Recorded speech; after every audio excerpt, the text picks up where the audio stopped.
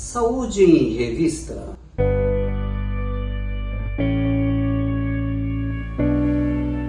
Olá, senhoras e senhores, está no ar Saúde em Revista, o programa feito especialmente para você, trazendo notícias, esclarecimentos, desvendando mitos e verdades quando o assunto é saúde.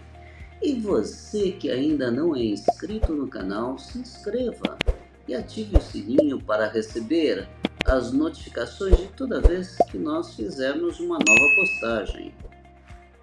E hoje nós vamos falar sobre câncer de bexiga.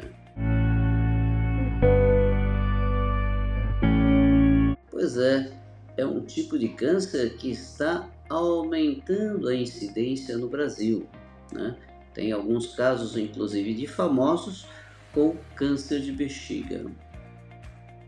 O câncer de bexiga, ele pode acometer indivíduos de qualquer idade, mas sabe-se que a maior incidência do câncer de bexiga é naqueles indivíduos com idade acima de 60 anos. O homem tem uma incidência maior de 3 a 4 vezes mais do que a mulher. Mas então os dois sexos estão sujeitos aí a ter o câncer de bexiga.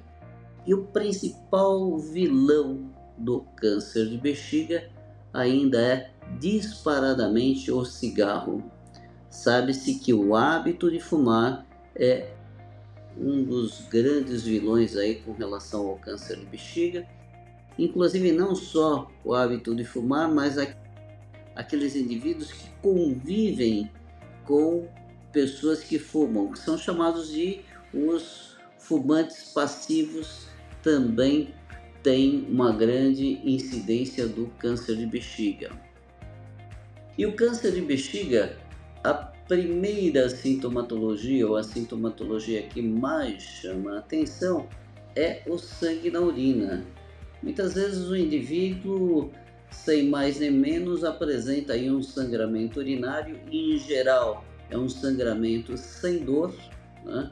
Porque existe aqueles indivíduos que têm, por exemplo, cálculo urinário, pedra no rim, que tem dores e, consequentemente, tem sangramento. No caso do câncer de bexiga, a pessoa tem sangue na urina sem dor. E é assim, muitas vezes ele tem um episódio hoje, depois desaparece, sua urina fica clarinha e tal, e depois de aí 1, 2, 3 semanas, um novo episódio, vai tendo eventuais episódios de sangue na urina, e ele acha que é alguma coisa eventual. Não. Tem sangue na urina, é importante procurar orientação médica para fazer um diagnóstico adequado, ver o que é que está acontecendo. Os exames principais para se fazer o diagnóstico do câncer de bexiga são os exames de imagem, primeiramente, ultrassonografia, tomografia, ressonância magnética, e havendo alguma suspeita ou mesmo na negativa, estando esses exames normais, sem qualquer alteração, se faz um outro exame que é um pouquinho mais invasivo, que é chamado de cistoscopia. É como se fosse aí uma endoscopia que vai pelo canalzinho da urina, da uretra, e se visualiza dentro da bexiga para ver se vê alguma lesão. Muitas vezes nesse próprio exame se faz, identificando alguma lesão, o médico já faz aí uma pequena biópsia, uma pequena raspagenzinha desta lesão, pega um pedaço desse material para depois fazer uma análise, um estudo dessas células para ver se são células malignas, ou então, já a depender de cada caso, pode-se até já fazer uma raspagem desse tumor e no próprio exame pode-se retirar o tumor. Esta fase de retirar o tumor depende muito do tipo do tumor e do quanto ele está comprometendo as camadas da bexiga.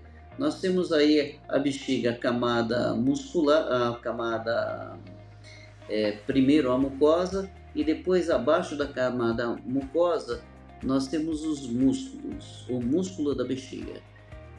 Quando o tumor está localizado apenas na mucosa, então é feito realmente só a extração aí do tumor, raspando essa mucosa e não tem grandes consequências. Agora, quando o tumor já atingiu as células musculares, a camada inferior, aí já é um pouco mais complexo a coisa, porque a probabilidade de se ter aí uma invasão para órgãos próximos ou até mesmo para órgãos distantes, ter aí uma metástase, é muito grande.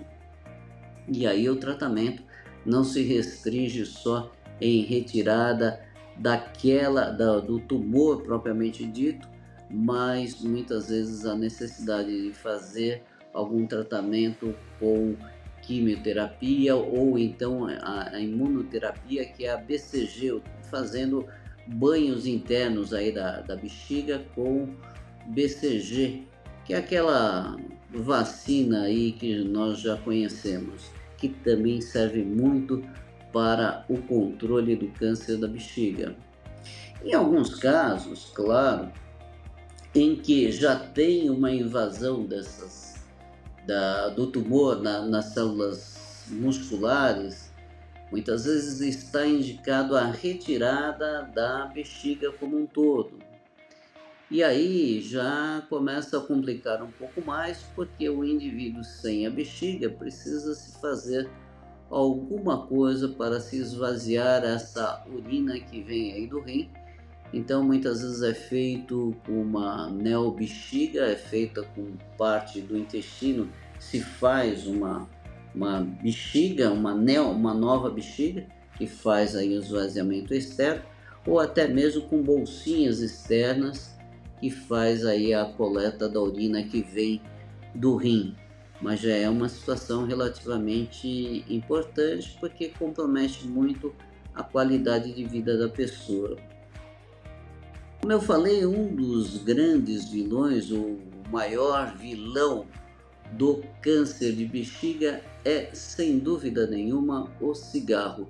Existem algumas outras pequenas ocorrências ou raras ocorrências que são por determinados produtos, por exemplo, tinta, componentes de tintas ou alguns medicamentos, inclusive anticancerígenos, que podem eventualmente precipitar também o câncer de bexiga, mas a grande maioria é o cigarro. Então não adianta nada o indivíduo operar ou fazer todo esse tratamento para retirar o câncer de bexiga se ele continuar fumando. E infelizmente nós vemos que a grande maioria das pessoas que têm o câncer de bexiga e que fumam não deixam de fumar. E aí o que acontece? É muito comum terem as recidivas e as complicações do câncer de bexiga, infelizmente pelo vício do cigarro.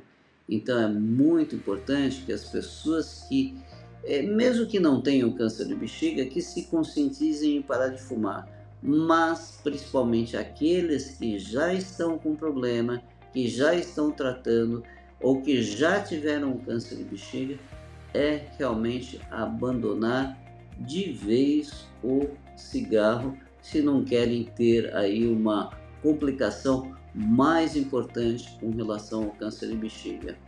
E o câncer de bexiga é assim, além do sangramento, algumas pessoas, a depender da localização, podem ter, por exemplo, se o câncer de bexiga está próximo à via de saída da bexiga, ele pode ter aí uma retenção urinária, ter dificuldade para urinar, ou então, pelo contrário, ele ter uma sensação de que a todo momento a sua bexiga está cheia e precisa urinar várias vezes, ou então tem aquela urgência de repente ele está bem tranquilo e de repente ele tem uma vontade premente de urinar. E se ele não for para o banheiro, ele é capaz aí de perder algumas gotinhas ou até jatos de urina na roupa. Então é uma situação que depende muito da onde está o tumor para que ele tenha uma ou outra sintomatologia.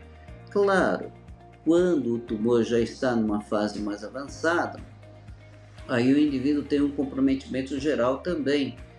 Então, emagrecimento, muitas vezes fraqueza, indisposição, dores no corpo, que são próprios aí de quando a doença está numa fase mais avançada. Bem, por hoje é só e espero ter apresentado para vocês alguma coisa que seja interessante com relação aí ao câncer de bexiga. E na próxima semana estarei aí presente trazendo mais um assunto interessante sobre sua saúde. E você que ainda não é inscrito no nosso canal, lembre-se, se inscreva no nosso canal e até a próxima semana.